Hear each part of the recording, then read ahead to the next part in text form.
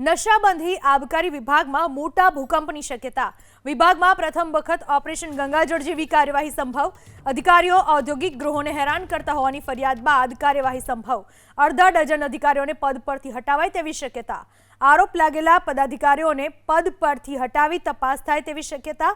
નશાબંધી આબકારી વિભાગમાં પ્રથમ વખત મોટા પાયે કાર્યવાહીની શક્યતા સેવાઈ રહી છે। મોટા પાયે આ કાર્યવાહી કરવામાં આવશે। अधिकारीओ औद्योगिक गृहों ने हैरान करता होवानी फरियाद अर्धा डजन अधिकारीओने पद परथी हटावाय तेवी शक्यता सेवाई रही है। आ विषे वधु माहिती आपवा अपनी साथे जोड़ाई चूक्या छे मारा संवाददाता कल्पेश रावल।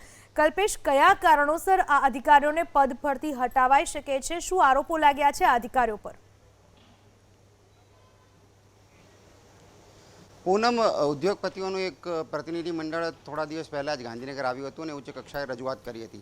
हवे सामान्य रीते नशाबंधी ने आबकारी विभाग जे छे आपणी सामान्य समज एवी होय छे के मात्र लिकर परमिशन पूरती जेनी कार्यवाही मर्यादित छे, पण एवुं नथी। કેટલીક જગ્યાએ ઇથેનોલનો વપરાશ થતો હોય છે અને કેટલીક દવાઓના ઉત્પાદનમાં પણ એ પ્રકારના પદાર્થોનો ઉપયોગ થતો હોય છે કે જેની મંજૂરી નશાબંધી અને આબકારી વિભાગના અધિકારીઓ આપતા હોય છે। હવે આ જે મંજૂરીના મામલે આખો મામલો ગાંધીનગર પહોંચ્યો હોય એ પ્રકારની માહિતી છે। ઉચ્ચ કક્ષાએ રજૂઆત કરવામાં આવી છે। એવી હદે રજૂઆત કરવામાં આવી છે કે ઉદ્યોગપતિઓ એમ કીધું કે અમે કંટાળી ગયા છીએ।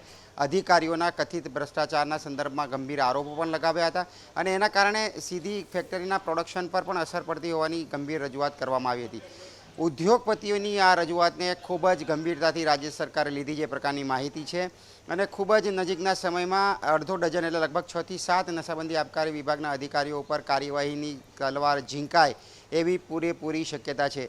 એક મિની ગંગાજળ સમાન આ ઓપરેશન છે। આમાં જે માહિતી મળી છે તે પ્રમાણે આ તપાસ ચાલશે તે દરમિયાન આ લોકોને વેઇટિંગ ફોર પોસ્ટિંગ એટલે કે એમને લીવ રિઝર્વ રાખવામાં આવશે। જે અધિકારીઓ સામે આ ગંભીર પ્રકારના આક્ષેપો છે તપાસમાં અડચણ ઊભા ના કરે એના માટે એમને પદ ઉપરથી હંગામી ધોરણે વેઇટિંગ ફોર પોસ્ટિંગ કરવામાં આવશે અને આગળની તપાસ કરવામાં આવશે અને જો કસૂરવાર ઠેરાશે તો ઉદાહરણરૂપ દાખલારૂપ કાર્યવાહી આ અધિકારીઓ સામે કરવામાં આવશે। પૂનમ, પહેલી વખત લગભગ એવું બની રહ્યું છે કે આટલા મોટા પાયે આ વિભાગના કેટલાક અધિકારીઓ સામે આંગળી ચીંધાઈ છે। કલ્પેશ, આભાર આપનો તમામ માહિતી બદલ।